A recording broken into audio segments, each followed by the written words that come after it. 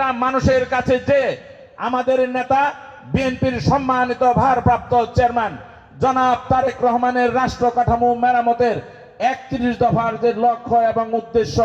সেগুলোকে আমরা জনগণের কাছে আমরা পৌঁছাই দিব। সেই যে পৌঁছাই দেওয়ার মূল লক্ষ্য এবং তার মাধ্যম হচ্ছে আমার তৃণমূলের প্রত্যেকটা নেতাকর্মী যারা নাকি শহীদ রাষ্ট্রপতি জিয়াউর রহমানের আদর্শকে ধারণ করেন, যারা নাকি আমাদের মা আমাদের নেত্রী দেশ নেত্রী বেগম খালেদা জিয়ার নেতৃত্বের প্রতি আস্থাশীল এবং আমার নেতা জনাব তারেক রহমানের নেতৃত্বে বাংলাদেশের জাতীয়তাবাদের সরকার প্রতিষ্ঠার আন্দোলনে যারা সক্রিয় ভূমিকা গ্রহণ করেছেন, অংশগ্রহণ করেছেন এবং যারা এই কর্মী এবং সমর্থক তাদেরকে নিয়ে আমি ধামরাই থানার প্রত্যেকটি বাড়িতে যে আমি আমার নেতা শহীদ রাষ্ট্রপতি জিয়াউর রহমানের 19 দফা, দেশ নেত্রী বেগম খালেদা জিয়ার ভিশন 2030 এবং আমার নেতা জনাব তারেক রহমানের রাষ্ট্র কাঠামো মেরামতের 31 দফার প্রত্যেকটা দফা আমরা প্রত্যেকটা মানুষের কাছে পৌঁছাই দিব। আজকে যেহেতু সময় এবং স্বল্পতা আমি অনেকের কথা শুনতে পারিনি, কিন্তু আজকের এই সমাবেশ কোনো সমাবেশ নয়, এটা ছিল একটি কর্মী সম্মেলন, মতবিনিময় সভা। এইখানে যারা আছেন তারা একটা কথা মনে রাখবেন, আপনারাই হচ্ছেন শহীদ রাষ্ট্রপতি জিয়াউর রহমানের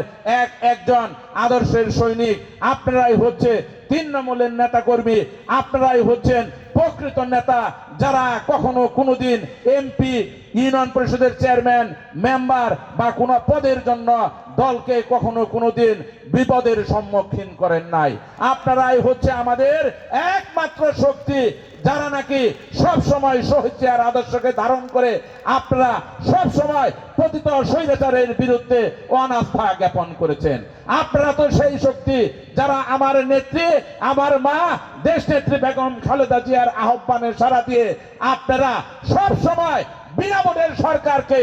ভোটে থেকে বিরত থেকে আপনারা পতিত স্বৈরাচারকে লাল কার্ড দেখিয়েছেন। আপনারা তো সেই কর্মী যারা আমার নেতা শহীদ রাষ্ট্রপতি জিয়া রহমানের আদর্শকে বাস্তবায়নের জন্য আমার নেতা জনাব তারেক রহমানের হাতকে শক্তিশালী করার জন্য দামি মার্কা স্বামী মার্কা নির্বাচনকে এই আপনারা ভোট দাম থেকে বিরত রেখেছিলেন এবং আপনারা বিরত থেকেছিলেন। স্থানীয় সরকার থেকে শুরু করে জাতীয় সংসদ নির্বাচন পর্যন্ত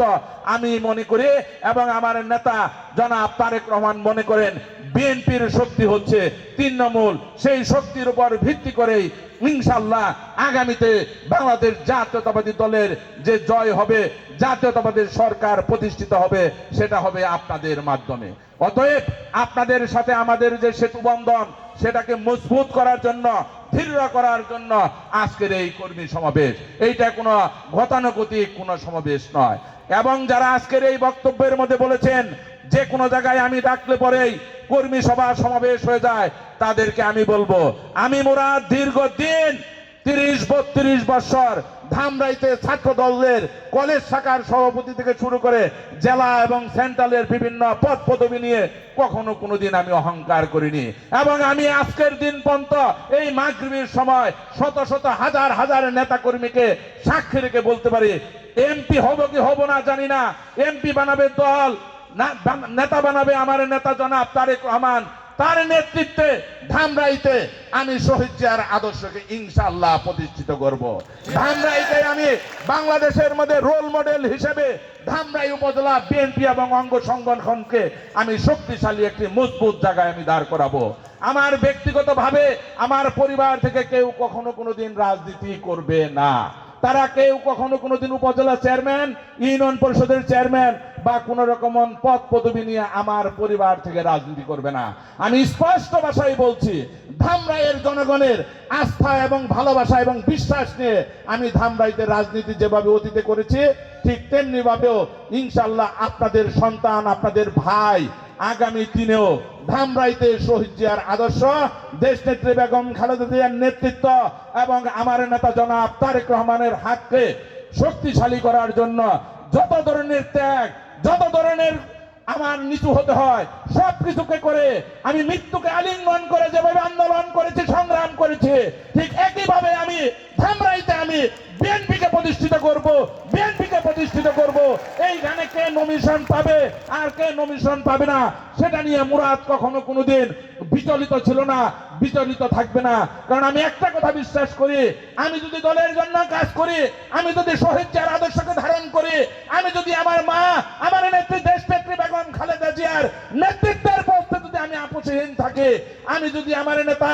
বিএনপির সম্মানিত ভারপ্রাপ্ত চেয়ারম্যান বাংলাদেশের জাতীয়তাবাদের নেতা জনাব তারেক রহমানের নেতৃত্বে আন্দোলন করি, সংগ্রাম করি এবং তার আদর্শকে ধারণ করে সততা, নিষ্ঠা, আন্তরিকতার সাথে যদি আমি কাজ করি, আমি বিশ্বাস করি এই ধামরাইতে বিএনপি জয়যুক্ত হবে, বিএনপি জয়যুক্ত হবে। এইখানে কোনো ব্যক্তির কোনো চাওয়া পাওয়ার কোনো মূল্য নাই। আমি স্পষ্ট ভাষায় বলতেছি, কোন ব্যক্তির চাওয়া পাওয়াকে আমি কখনো কোনোদিন প্রাধান্য দেই না। ধামরাইতে যারা বিএনপির নাম করে সন্ত্রাস, চাঁদাবাজ, মাদক কারবারি,